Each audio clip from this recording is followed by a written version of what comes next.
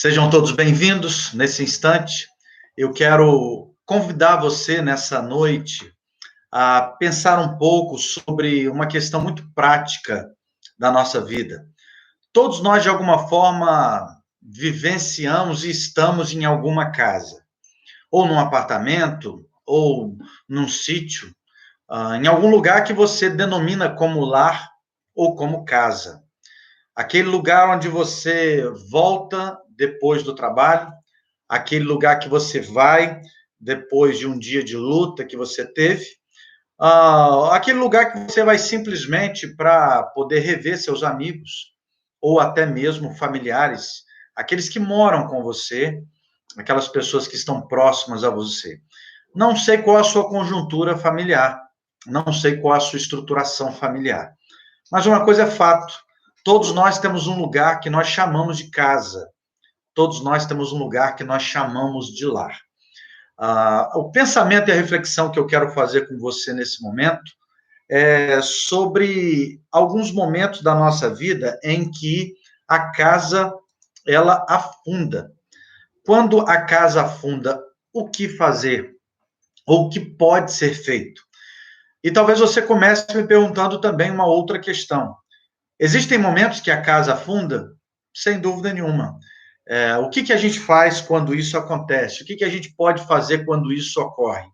Eu queria pensar com você sobre isso nesse momento, baseado num texto bíblico que está no Evangelho segundo Lucas, o Evangelho de Jesus, escrito e registrado por Lucas, que está no capítulo de número 6, versículo de número 46 a 49. Lucas 6, de 46 a 49. Diz assim esse texto que são palavras do próprio Cristo, ensinando, confrontando, dialogando com discípulos, dialogando com pessoas que estavam sempre perto dele e estavam ao seu lado. E pensar sobre uma casa que afunda é pensar sobre esse texto que a Bíblia vai nos mostrar nesse momento. Diz assim a palavra de Deus: E por que me chamais Senhor, Senhor, e vocês não fazem o que eu vos mando? Eu vos mostrarei a quem é semelhante aquele que vem a mim.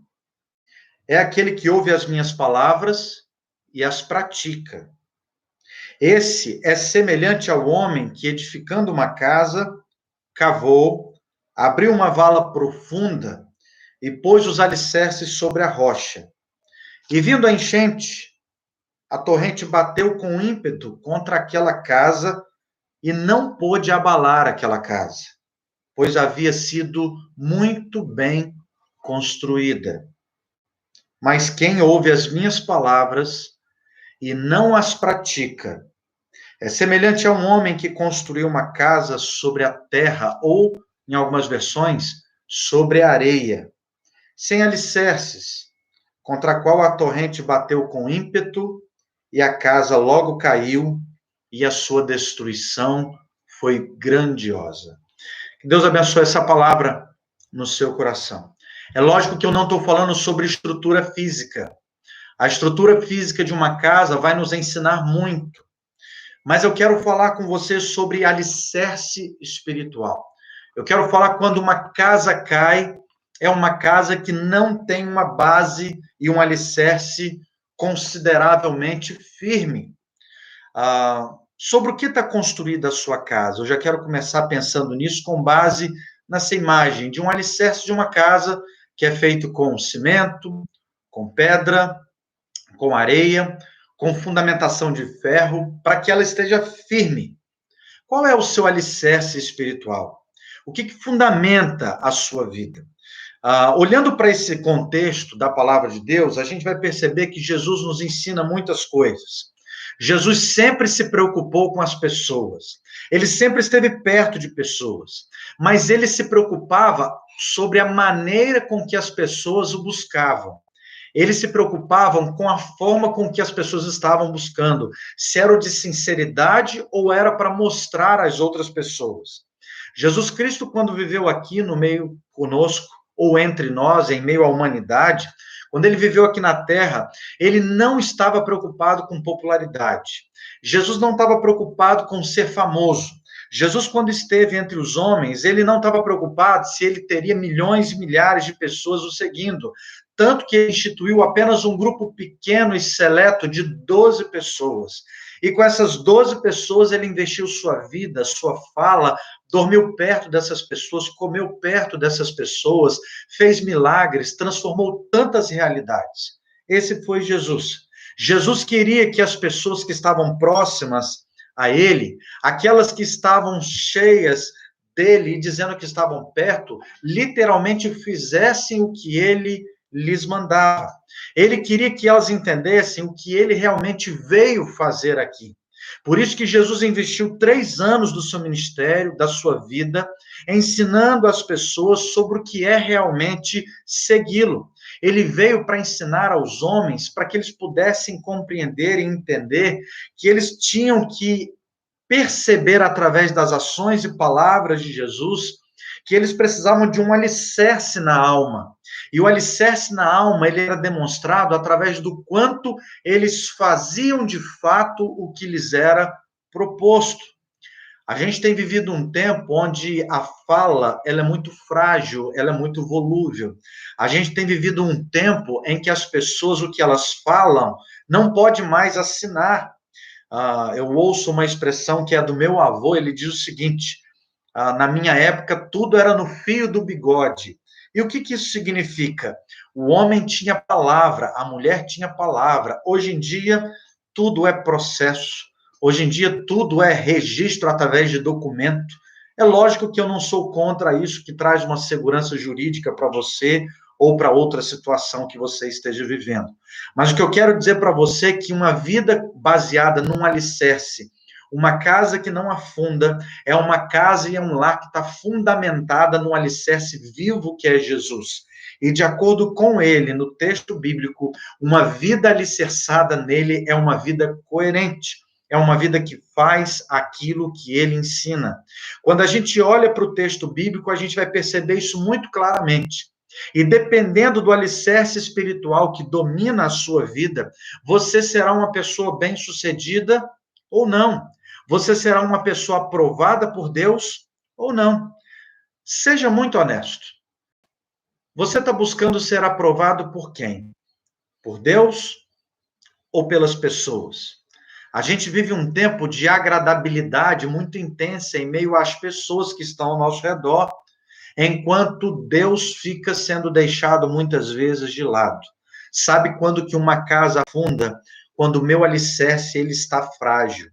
Sabe quando uma casa afunda? Quando o meu alicerce não está em Jesus, está em tantas outras coisas. Sabe quando o meu alicerce está afundando? Quando o que eu canto não é o que eu vivo. Sabe quando o meu alicerce está afundando? Quando o que eu falo não pode se mais registrar. Quando a minha palavra ela é dúbia. Quando eu faço parte muito mais de um grupo de pessoas que mente do que fala a verdade. Você tem sido uma expressão do que você canta? O que você canta é o que você deseja, o que você tem na sua alma? Algumas pessoas acabam, infelizmente, vivendo uma espiritualidade falsa, uma espiritualidade muito mais pessoal, individualista, do que espiritual. São pessoas que, infelizmente, elas se enganam, pois acham que se viverem, por exemplo, da religiosidade ou apenas da igreja, se cantarem apenas algumas músicas ou ouvirem algumas mensagens, elas serão pessoas aprovadas por Deus. O Instituto Cristão Europeu soltou essa semana um resultado de uma pesquisa, nesse momento que a gente está vivendo de pandemia. Eles perceberam que as pessoas estão orando mais. Ele percebeu que as pessoas estão mais conectadas nos cultos e nas celebrações, como você está conectado agora aqui comigo. Ele percebeu que as pessoas estão lendo mais a Bíblia. E isso é bom, pastor? Claro que é muito bom, desde que seja real, desde que não seja algo apenas ou simplesmente religioso ou fantasioso, mas seja algo sincero, verdadeiro e honesto com a sua vida. Até porque isso vai aparentar muito mais uma vida fluida, volúvel, flácida ou frágil. enquanto Deus deseja que você tenha uma vida firme, pautada nele, no fundamento que é a rocha, que é Jesus. Sobre o que está fundamentada a sua vida nesses dias difíceis que a gente está vivendo. Precisa ser em Cristo, precisa ser no Senhor. Deus não vê como o homem vê. Jesus Cristo, ele está preocupado com aquilo que os seus seguidores ainda não conseguiram enxergar. Você é um seguidor de Jesus? Então você consegue ter as coisas sobre o prisma e sobre o olhar de Jesus. E o que significa ter o prisma e o olhar de Jesus? De acordo com o texto bíblico, Jesus estava mostrando para eles algumas coisas que eles não percebiam. Eles iam atrás de Jesus, eles estavam nos cultos, eles estavam cantando, mas eles não estavam seguindo as palavras do Mestre. Não adianta você pegar o texto bíblico, a palavra de Deus, e você ter um processo com ela de seletividade. A Bíblia não é um livro para ser seletivo. A Bíblia é um texto único, conjunto, concreto, real, verdadeiro, único, para que a gente possa segui-la no todo e no completo. Mas às vezes a gente vê pessoas selecionando. E quando que eu faço seleções, pastor? Quando eu vivo uma vida perto de alguns e diferente e longe perto de outros. Como tem sido a sua vida? Ela precisa ser honesta e real. E por que eu preciso ser honesto e real e fundamentado em Jesus Cristo? Porque Jesus Cristo vê a vida de uma maneira diferente. Ele vê a vida de uma forma que eu e você precisamos ver e viver. Ele não vê nem avalia conforme a aparência. Ele não vê e avalia de uma forma fantasiosa, mas ele vê e avalia verdadeiramente como é. Eu queria que você entendesse que nesse momento que você está ouvindo e vendo o que eu estou falando para você, Jesus está avaliando. Ele não está avaliando como um ditador, ele está avaliando como um Deus que ama você e que deseja você por perto, sincero, verdadeiro e autêntico, fazendo a vontade dele como ele deseja. Jesus Cristo está olhando para você. O que Jesus está nesse momento registrando no relatório dele? O que Jesus nesse momento está falando para você e para mim? O que Jesus nesse instante pode falar de mim e de você nesse relatório? Eu queria que você entendesse, se as suas palavras e as minhas não forem coerentes com aquilo que você crê, pouco importará para ele. Jesus Cristo consegue avaliar o que é realmente o alicerce da sua vida. Eu te pergunto então, qual é o alicerce espiritual da sua vida? Qual é o alicerce do seu coração? Qual é o alicerce? Você precisa ser sincero e honesto nesse instante. O Senhor Jesus, nesse texto, nos fala, nos apresenta alguns desses sentimentos que devem perceber e devem ser destaques do nosso coração. Sentimentos que você e eu precisamos considerar. Algumas posturas diante dele. Sabe qual o sentimento que eu vejo aqui na vida de Jesus? Um sentimento de indignação. Jesus está apresentando aqui para os seus discípulos um sentimento em que ele estava indignado com o que estava acontecendo. E por que ele estava indignado, pastor? Ele estava indignado porque as pessoas não estavam fazendo conforme ele ensinava.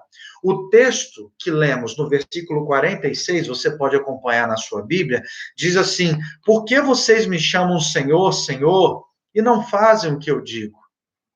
Como eu tenho conhecido pessoas que têm até as expressões voltadas para Cristo, que têm até alguns amuletos pendurados nas suas paredes ou em pingentes de cordões relacionados ao cristianismo, mas que de fato as suas vidas não obedecem.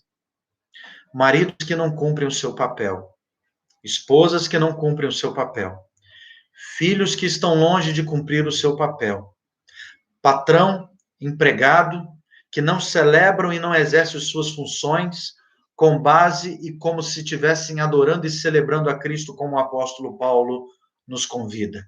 Jesus não admite incoerência. Por isso que ele estava indignado com aqueles homens. O que eu gostaria que nesse momento que a gente está refletindo, é que Jesus não estivesse indignado com você. Ao contrário, que ele estivesse totalmente aberto, solícito, olhando para você e para mim e dizendo o seguinte: Esse é o meu filho que eu amo, que faz a minha vontade, que faz o meu desejo e que cumpre aquilo que eu lhe ordeno. Jesus, nesse instante, não entende a falta de coerência daquelas pessoas. Ele não entende a falta de coerência dos homens. Jesus Cristo não entende por que aqueles homens se referiam a ele como Senhor, Senhor, e não tinham como Senhor na prática. Você e eu falamos tanto de Senhor, Senhor, mas nesse momento de luta que a gente está vivendo, a quem você tem se apegado? É nesse momento que a sua casa está mostrando se ela está firme na rocha ou se ela está firmada na areia. Jesus está indignado pela falta de fundamentação espiritual daquelas pessoas. Jesus Cristo está indignado pela falta de espiritualidade. Jesus aqui valoriza o seu trabalho, o trabalho que produz uma transformação estrutural. E eu queria te chamar a atenção para um ponto muito importante. É através da pregação, da celebração da vida com Deus e da palavra de Deus que nós vamos começar a ver a transformação de homens e mulheres e eles se renderem na dependência. Se Jesus não entrar na tua casa e na tua família, nada vai mudar. Ele não vai ser o alicerce e ela continuará sendo fluida. Jesus, em meio a todo aquele contexto, ele ensinava, ele pregava, ele, através dos milagres, dava provas da sua existência e do seu poder. Jesus exortava, Jesus dirigia os 12. O tempo todo, Jesus queria, através dos seus métodos e ensinos, se fazer entendido para aquelas pessoas. Sabe o que Jesus queria ensinar para aquelas pessoas? Sabe o que Jesus queria mostrar para elas? Queria mostrar que ele desejava delas uma coisa muito simples: a obediência. O que Jesus requer de você é obediência. Eu me lembro bem que meu pai e minha mãe, quando eu ainda pequeno, eu aprontava algumas coisas, como todo aquele menino peralta. Eu chegava para eles na ocasião e na época do aniversário, como se tivesse condições de comprar um grande presente ou fazer uma coisa muito grande e mirabolante, e perguntava para eles: o que vocês gostariam que eu desse de presente de aniversário? O que eu posso dar de presente? E eu lembro bem deles me falando: o maior de todos os presentes, filho, que a gente quer é uma vida de obediência. O maior de todos os presentes que você pode dar para Jesus é uma vida de obediência, uma vida de coerência. É uma vida de cumprir o que ele ensina na Bíblia. Não de uma forma seletiva, mas de um todo. Tudo que Jesus queria era obediência. A obediência pode tirar o homem da incoerência. A obediência tira o homem da incompreensão. A obediência tira o homem do caminho do pecado. A obediência tira o homem do caminho do engano. A obediência dá aos homens condições de vencer todo mal, toda mazela e tudo aquilo que o aprisiona e o acorrenta. Lucas capítulo 6, versículo 46, eu volto a destacar porque Jesus pergunta: por que vocês me chamam Senhor, Senhor e não fazem o que eu digo? É como se Jesus estivesse dizendo: em todo tempo vocês querem mostrar para as pessoas que vocês me servem.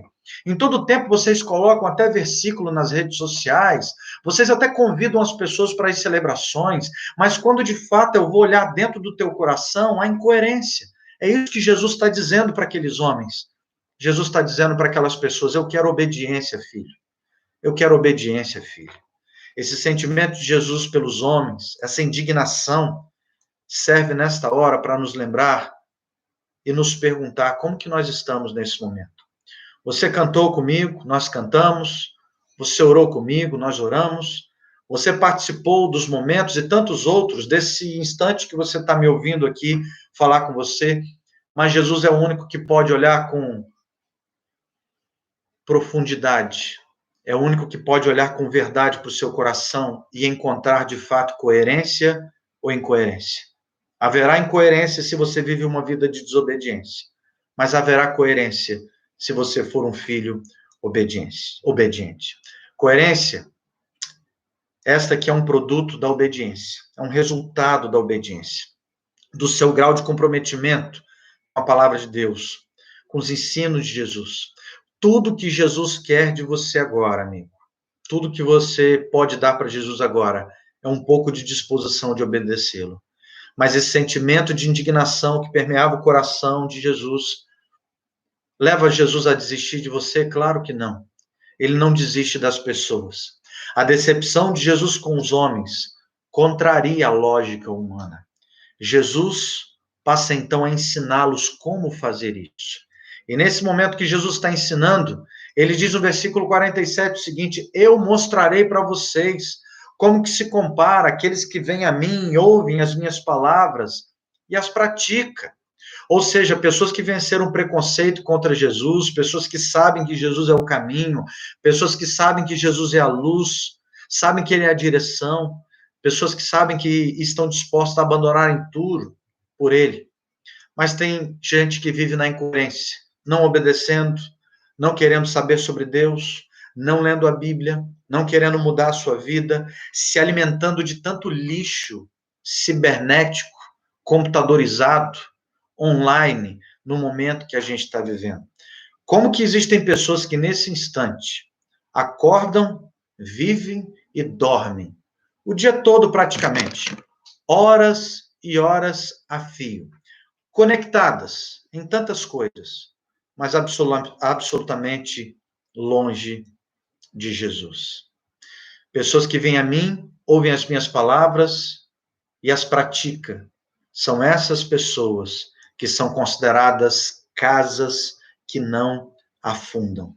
A sua casa está afundada ou ela está em pé? Em que estágio que você está? Em qual parte, em qual etapa do caminho você se encontra? Quem são aqueles que vão e estão com Cristo hoje? São os que gostam apenas de Jesus? São os que apenas venceram algumas barreiras? Mas são pessoas que vivem uma vida de obediência. Essas são as pessoas que estão próximas e perto de Cristo. São as que vão na direção dele porque obedecem à sua voz. É possível que você esteja hoje conectado comigo aqui, mas esteja em desobediência da voz de Jesus. Ele diz: não me chamem Senhor, Senhor, se vocês não sabem o que isso significa. E isso significa obedecê-lo. Tem pessoas que ainda não se comprometeram completamente com Cristo. Fazem até parte de uma igreja evangélica ou cristã, mas não estão comprometidas. Jesus diz: eu vou mostrar a vocês como que se compara aqueles que ouvem e vêm a mim, ouvem as minhas palavras e as praticam. Quem são as que ouvem as palavras de Jesus? Quem são essas pessoas? São as que o aceitam por completo. Quem são essas pessoas que querem ele por perto? São aqueles que ouvem a sua voz e transformam ela em prática. Os que não têm medo de algumas palavras, mesmo que duras, de Jesus, confrontadoras de Jesus. São os que entenderam que todas as palavras de Jesus são dignas de confiança. Eu quero dizer para você que Jesus está no controle disso, não sou eu que digo, é a palavra dele que ensina. Todas as coisas estão debaixo do poder do nosso Deus. E a sua confiança às vezes está volúvel disso. Eu queria que você voltasse o seu olhar para ele, voltasse o seu pensamento para ele. Quando nós não estamos dispostos a praticar a palavra, nós não seremos transformados, porque só a palavra de Deus pode nos transformar. E por que nós não somos transformados? Porque a palavra de Deus é o único alicerce espiritual. A palavra de Deus te coloca no terreno rochoso. A palavra de Deus te coloca firme em Jesus Cristo. Onde é que está isso, pastor? No verso 48. A Bíblia diz: é como um homem que, ao construir uma casa, cavou fundo e colocou o alicerce sobre a rocha. Quando veio a inundação, a torrente deu contra aquela casa, mas não conseguiu abalar. A obediência é a base da fé cristã. Meu querido, saia da superficialidade, entre numa vida de profundidade. Deus te chama para ter uma vida onde ele será o fundamento sólido. Descubra isso hoje sobre a palavra dele. A Bíblia diz que veio inundações. Tem gente que hoje está passando por alguns ventinhos e está tombando. Lembra daquela historinha dos 3 porquinhos? Você lembra que uma daquelas casas, duas daquelas casas, elas foram destruídas porque eram frágeis a construção delas, mas uma era de pedra, era rochosa, era firme. A vida tem muitos ventos, muitas inundações, muitas torrentes. O desemprego é uma inundação, a doença é uma torrente, a dificuldade no relacionamento é uma crise, a falta de perdão é um vento forte, é uma dificuldade, as intrigas na família e no trabalho, as emoções comprometidas, tudo isso, no nosso físico, nosso emocional, tudo isso é comprometido. Mas Jesus hoje deseja que você se comprometa com ele em obediência. Se tem uma palavra que você não pode ter, é desobediência. Se tem uma palavra que não pode fazer parte do seu vocabulário e da sua prática, porque a desobediência, na verdade, é uma disposição para querer fazer o que você quer. Quando o filho desobedece, quando eu falei um pai, é porque há rebeldia deliberada no coração. Jesus quer tratar seu coração. E sabe qual é o fruto da desobediência? É o que diz no versículo 49. É uma casa fundada ou presa na areia. Aquele que ouve as minhas palavras e não as pratica é como um homem que construiu a sua casa sobre a areia, sem alicerce. E no momento que vem um vento forte, derruba aquela casa. É uma vida derrubada, uma vida infrutífera. Pode ser que você esteja hoje derrubado e não sabia por quê. A Bíblia diz que você precisa estar firmado na rocha que é Jesus. Em que você está firmado? Você pode estar aqui fingindo. Ninguém está te vendo, você está apenas me vendo de longe. Mas eu queria que você entendesse que a desobediência, ela tem que sair do seu contexto de vida. Eu quero te perguntar, caminhando para a gente fechar esse momento, qual é o seu alicerce espiritual? Qual é o alicerce espiritual da vida? Qual é o seu alicerce espiritual? É uma pergunta que eu preciso fazer. Jesus, ao avaliar a vida, agora ele sabe qual é a atitude do seu coração. Ele está vendo exatamente o que você está passando. O seu alicerce espiritual está na rocha ou na areia? Na rocha é firmado, na areia é fluido, é volúvel. Na rocha você tem manutenção, na areia você afunda. Qual a sua disposição agora? Ser obediente ou ser superficial? Continuar caído ou se levantar? Se você foi tombado pelas torrentes da vida, eu quero dizer para você que Jesus deseja levantar você. Jesus Cristo quer te abençoar. Ele quer encontrar espaço dentro do seu coração, mas só encontrará espaço com uma vida de obediência. Que Deus abençoe sua vida. Que Deus abençoe seu coração. Que Deus ajude você e a mim a vencermos esse momento, pautados e direcionados na obra do Senhor. Vamos orar? Pai bendito, amado Senhor, louvado e exaltado seja o teu nome. Muito obrigado, Deus, porque tu estás conosco e porque o Senhor ouve agora a nossa voz. E a cada pessoa que está conectada conosco nesse instante, em nome de Jesus, eu clamo para que o Senhor nos dê agora discernimento e sabedoria para cumprir, ó Deus, o teu querer e a tua vontade na nossa vida, que seja ela fundamentada em obediência, para a glória e para a honra do teu nome. Obrigado, Deus, porque tu estás com cada um de nós. Nós oramos pedindo assim a bênção sobre cada pessoa e fazemos essa oração em nome de Jesus. Amém.